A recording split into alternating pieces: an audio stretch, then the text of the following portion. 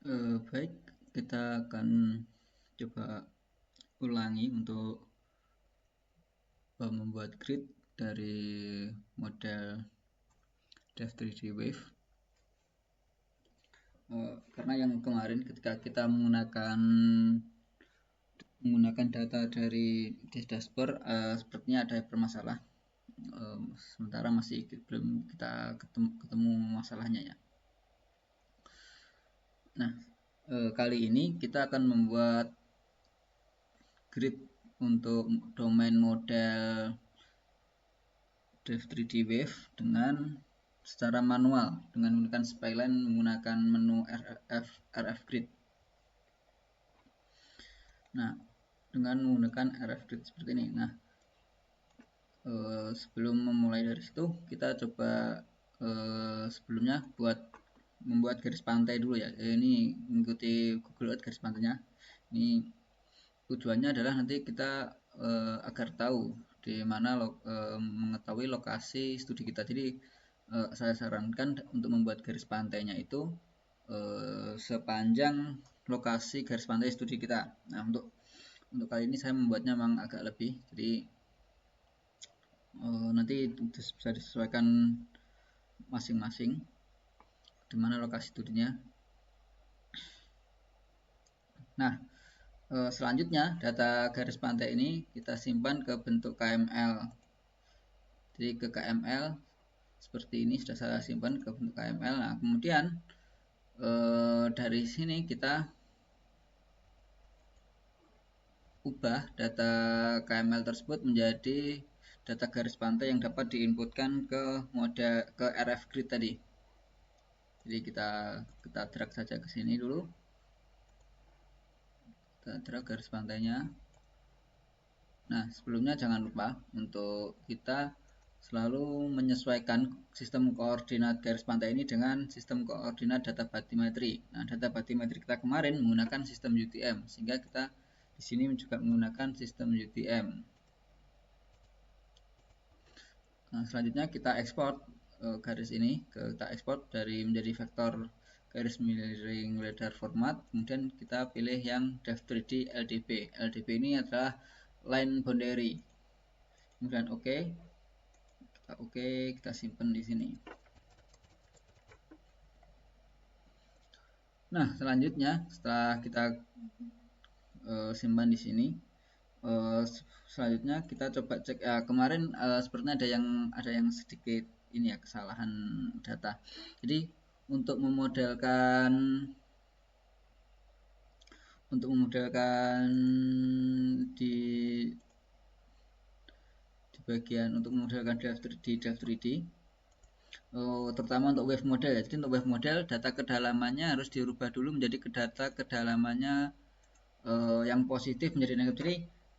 Jadi untuk model wave nanti seperti ini, saya contohkan dulu ya. Untuk model wave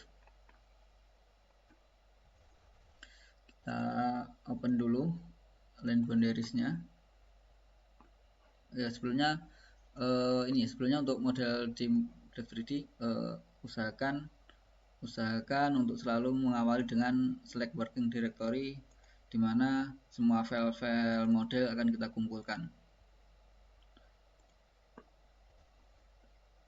Nah, selanjutnya kita open line boundariesnya tadi, ini garis pantai. Nah, seperti ini.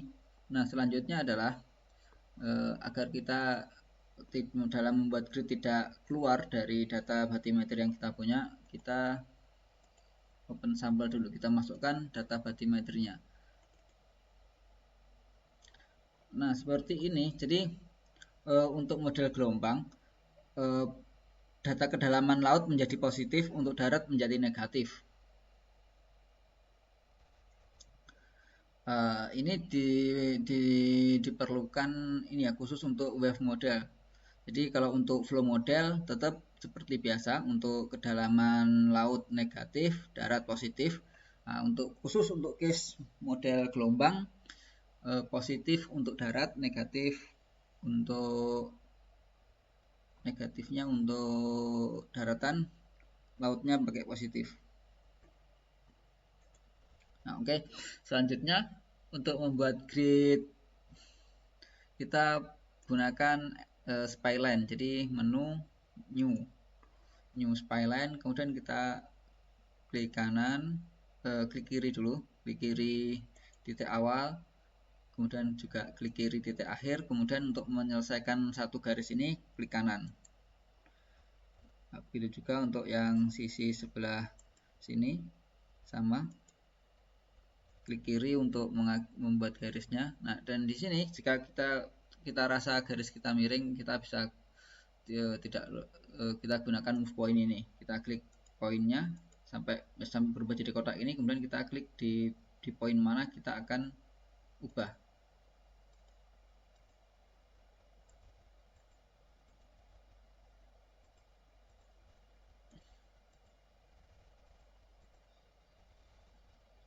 Nah, kalau sudah, biasakan dengan klik kanan. Jadi klik kiri untuk select, klik kanan untuk menyelesaikan tasnya. Oke, selanjutnya juga sama. Kita gunakan, nah ini tidak terlalu lurus, kita ubah.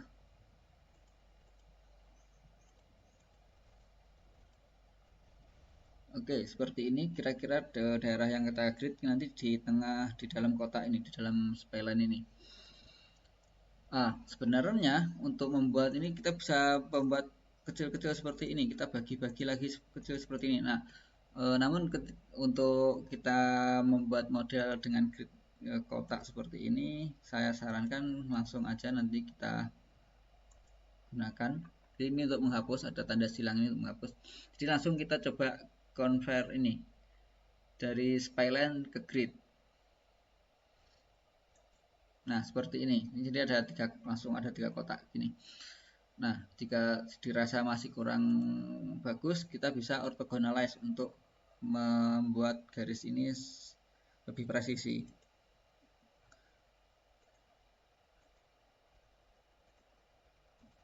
Nah, kemudian kita refine. Oh ya, tadi jumlah grid awal tadi bisa dicek pakai di sini di settingan ini. Jadi punya saya settingannya di sini 3. Jadi ketika saya dari spline langsung saya convert ke grid, jadi otomatis ada tiga tiga kotaknya. Ketika saya melakukan refine grid lagi, jadi satu kotak ini dia akan dibagi menjadi 3 lagi. Nah, begitu seterusnya nanti. Kalau kita terus refine seperti ini. Nah, kemudian bisa kita orthogonalize lagi untuk lebih merapikan gridnya. Nah, kalau sudah, kemudian kita bisa export grid ini. Nah, dari grid yang sudah terekspor ini, kita bisa melakukan quick in untuk menginterpolasi data kedalaman laut tadi. Kita ulangi lagi, coba kita buka garis pantainya juga, kita import gridnya juga, kemudian kita bisa import, kita buka kedalaman batimeternya. Kita gunakan yang tadi, di mana data kedalaman laut adalah positif, data kedalaman darat, data elevasi daratnya menjadi negatif. Nah, ketika sudah seperti ini, selanjutnya kita interpolasi, granular interpolation. Ya, kita tunggu sampai proses ini mencapai 100%.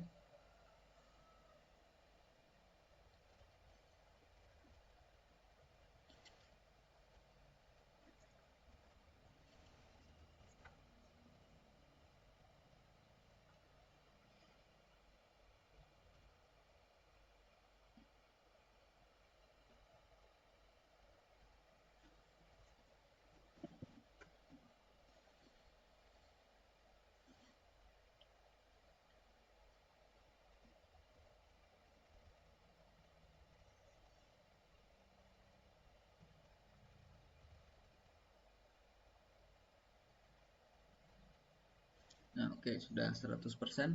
Selanjutnya kita coba cek bagaimana data hasil interpolasinya. Kita bisa klik view, kita sampelnya kita kita sembunyikan dulu, no sampel. Nah, seperti ini hasil dari interpolasi tadi. Jika dirasa kurang bagus, kita bisa klik smoothing. Nah, kalau sudah, kita bisa ekspor data kedalaman ini.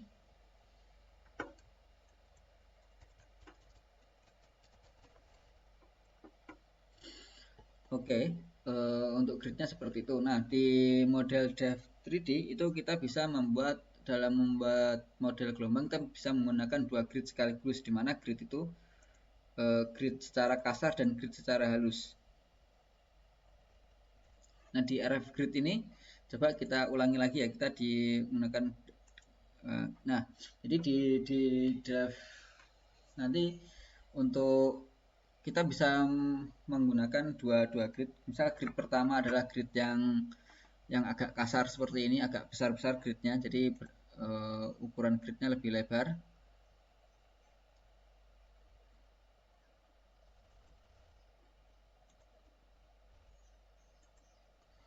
Nah, seperti ini. Ini kita coba cek, kita export grid ini.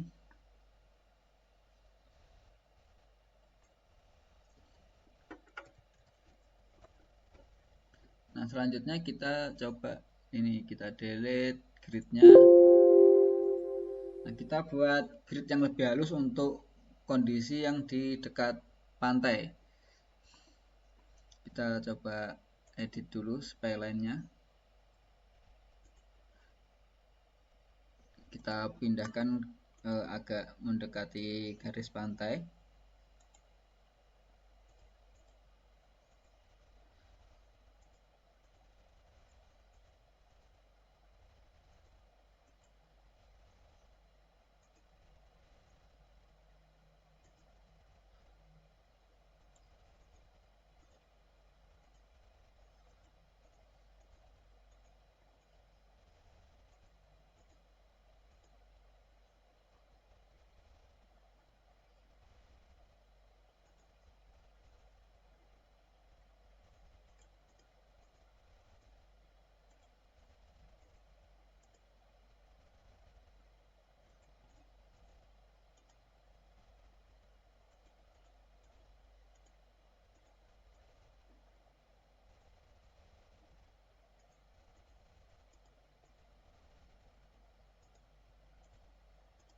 Kita pindah gridnya agak yang di dekat pantai, yang kita perkecil gridnya.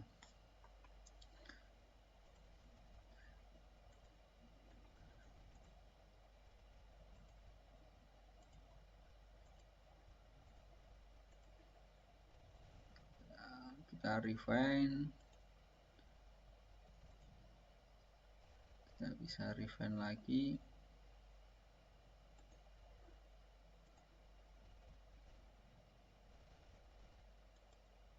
Oke, kita ekspor juga grid ini menjadi grid yang lebih halus, istilahnya kita kasih nama grid yang lebih halus.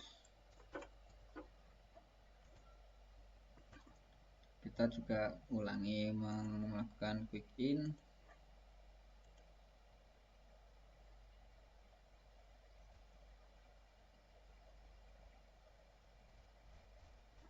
Kita tutup aja yang ini dulu, kita buka quick in yang baru.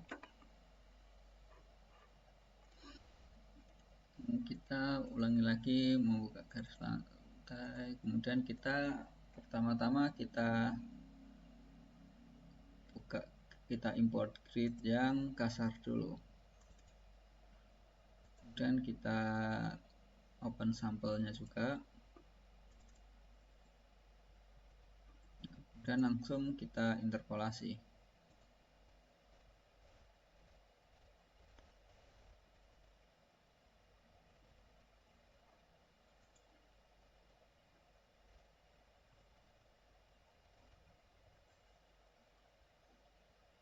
Juga smooth, kemudian kita ekspor kedalamannya.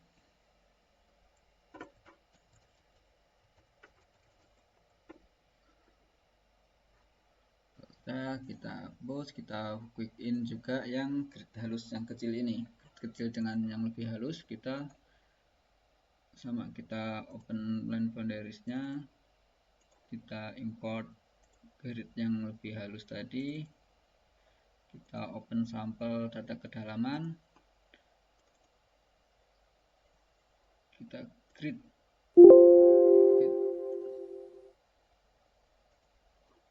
Oke, kita masih tunggu, masih proses 5%, kita tunggu sampai 100%. Nah, ini yang dinamakan ketika nanti kita membuat input wave, ada di bagian grid itu ada nesting. Nah, nesting ini nanti kita masukkan grid yang kecil tadi. Data yang grid yang kecil tadi itu kita gunakan di bagian nesting ini. Kalau kita butuh melakukan, kita butuh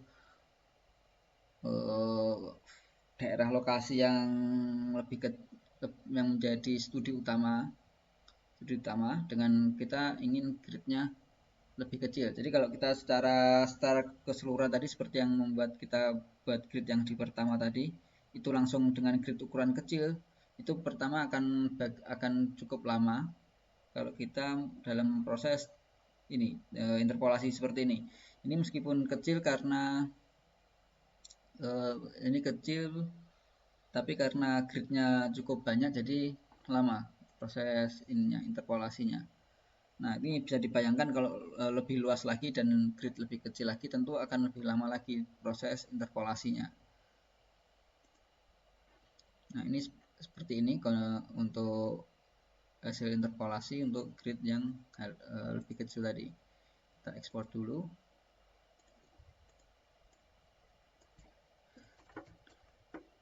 Nah, ini bermanfaat sekali kalau kita memodelkan dengan domain yang luas, tapi sebenarnya kita hanya butuh sebagian kecil dari luasan domain itu yang menjadi studi kita.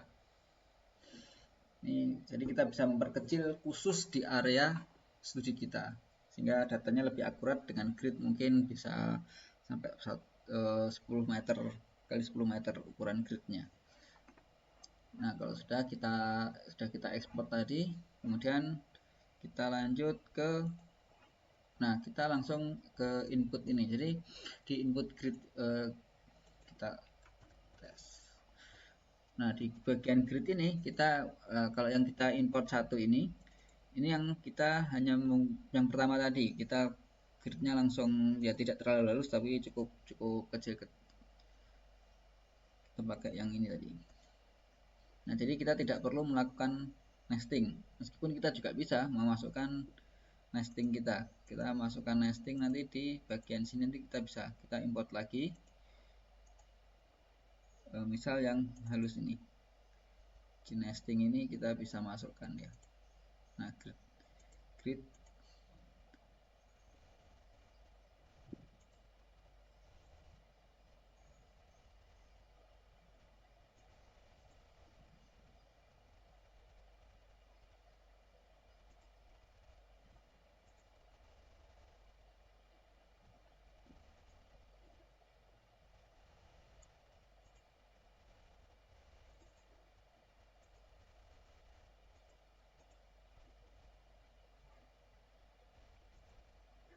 Nah, kita gunakan dulu aja yang grid ini, grid apa?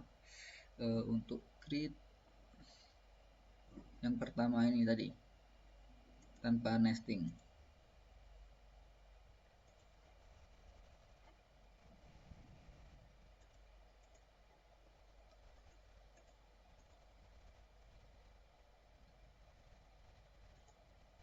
Oke, selanjutnya time frame-nya kita bisa pilih, kita kasih yang lebih banyak, mungkin kita kasih per 10 menit.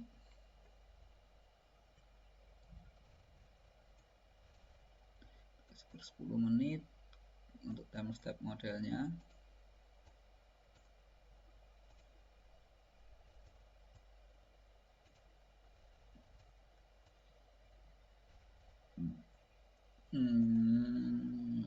Dan ini 00.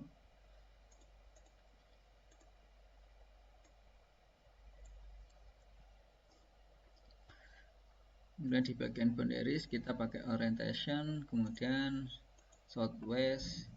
Nah, kita coba masukkan input gelombangnya kita masukkan. Nah, untuk arah ini 0 derajat adalah utara. Jadi dari utara kemudian 90 derajat itu di sebelah kanan untuk timur dan seterusnya sehingga untuk tim barat daya adalah 225.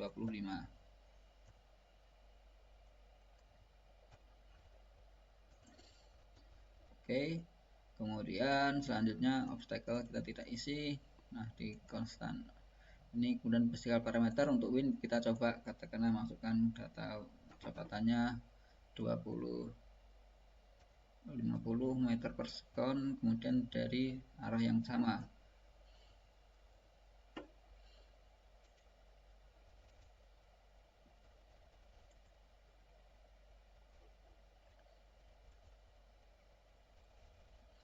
Untuk numerical parameter kita cukupkan. Nah, untuk output parameter kita gunakan yang grid ini, kemudian kita simpan. Oh, masih ada yang terhapus tadi, mungkin karena kita tadi coba gridnya.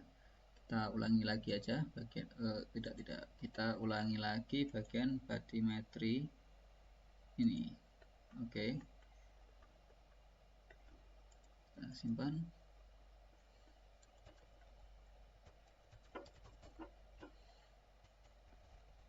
Oke, ini sudah kita coba simpan. Nanti setelah ini coba kita lakukan proses running.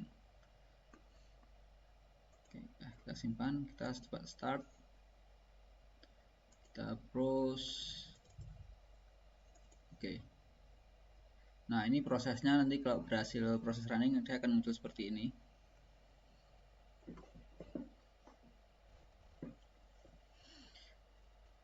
Masih proses checking file.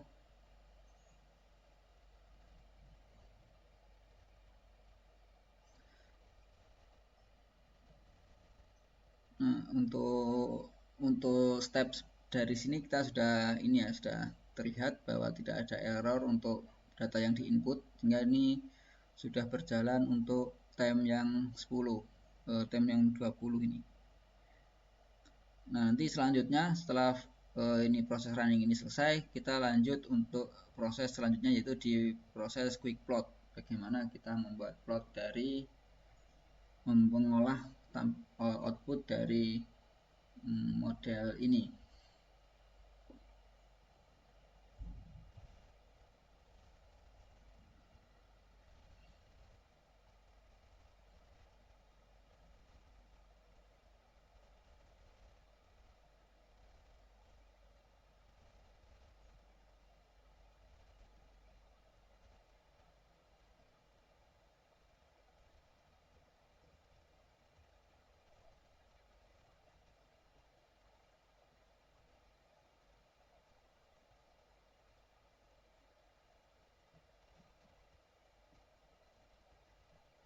Nah, oke, di sini terbaca bahwa telah berhasil secara normal, tidak ada error.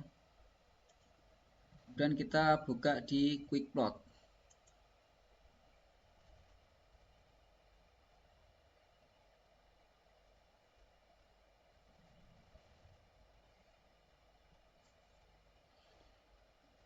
Oke, di quick plot ini kita buka ini, nah ini dot ini tempat output model gelombang tadi.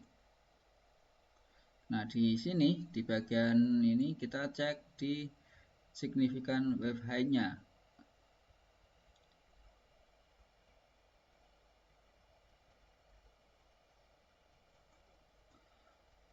Kita bisa cek kalau kita ingin menampilkan per waktu seperti ini.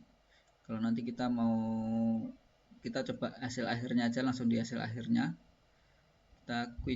Kita kemudian bisa ini untuk tinggi gelombangnya sampai berapa yang ingin kita lihat. Misal sini kita sampai kita tadi input sekitar 10, kita masukkan 10 di sini, 10 jadi data gelombangnya, legenda data gelombangnya dari 0 sampai 10. kemudian kita quick view. Nah, seperti ini gelombang tinggi gelombang. Jadi, nah kalau kita mau lihat daratnya tadi di mana batasnya, kita bisa add plot di sini. Add plot. Nanti kita coba bisa add plot di sini, kita tampilkan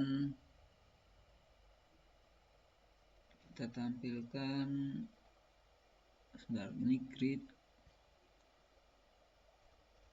Oh, sepertinya tidak bisa menampilkan garis pantainya dulu. Sebentar, kita cari dulu.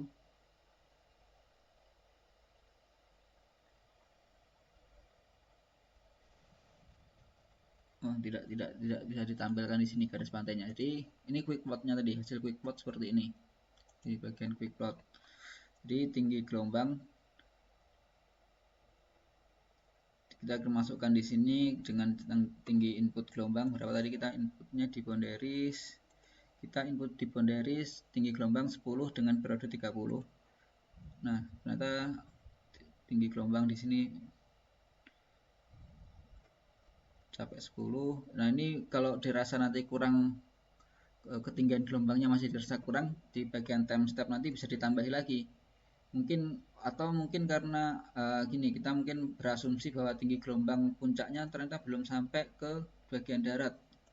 Karena melihat periode gelombang yang panjang tadi, kita perlu nambah time step. Jadi mungkin nanti time stepnya bisa ditambah lebih banyak lagi, sampai mungkin berapa jam lagi. Nah, agar mungkin terlihat gelombangnya yang ini sampai seperti apa nanti. Nah, kalau kita ingin membuat video dari ini, kita nanti seperti ini. Ini kita tutup dulu. Kita buka filenya, kemudian kita centang all. Kita klik animate. Nah,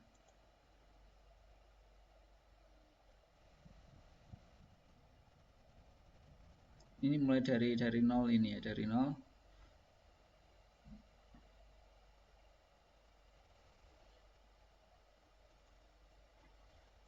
Tapi sepertinya ini ya, sepertinya tidak begitu terlihat perbedaannya. Coba kita cek lagi. Kita coba langsung di 10 menit tadi. Nah, di 10 menit, kemudian kita cek di nah, hampir sama. Jadi outputnya hampir sama. Jadi mungkin nanti time stepnya bisa dikurangi lagi. Jadi dalam waktu 10 menit gelombang itu sebenarnya sudah sampai ke darat.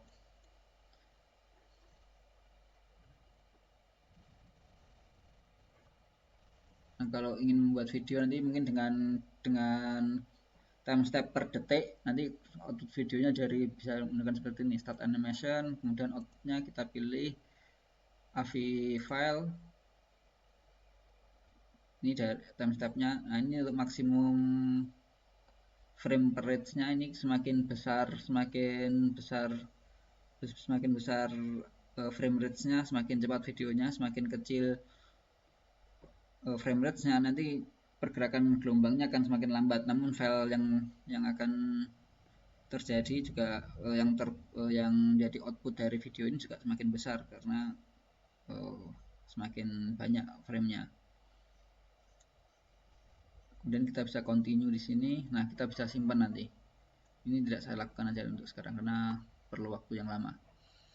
Nah, itu seperti itu sementara untuk di QuickPlot. Nah, tentu nanti kalau kita melakukan presentasi atau pemetaan tsunami tidak bisa hanya menggunakan ini. Data ini nanti kita mungkin kesulitan untuk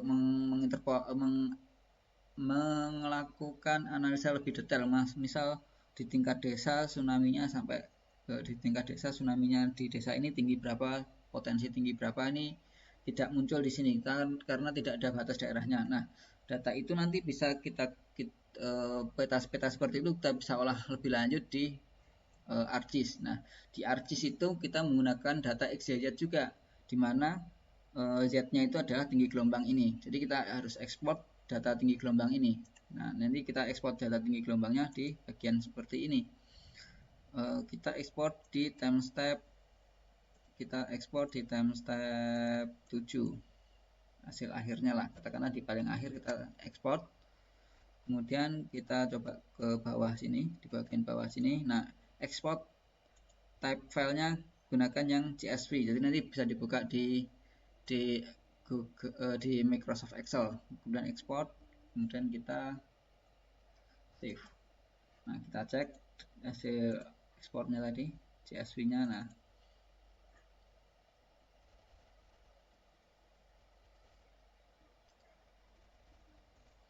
ini data X, Y, Z. Jadi kalau kita pisah-pisah seperti ini, datanya itu data X, Y, Z. Delimited, kemudian koma. Nah, X, koordinat X, Y, kemudian Z-nya ini adalah kedalaman laut. Nah, kita simpan data ini ke Excel. Kalau nanti kita mau masukkan ke ArcGIS, kita butuh Excel yang lama, versi Excel yang lama, XLS ini. Kita simpan. Kita hapus yang paling atas ini, kita hapus dulu. Oke. Ini kita ganti X. Ini kita ganti Z. Ini kita ganti Z. Nah, oke, ini sampai di sini sebenarnya nanti kita tinggal mengolah ke bagian ArcGIS. Nah, setelah ini kita olah ke bagian ArcGIS, kita simpan dulu.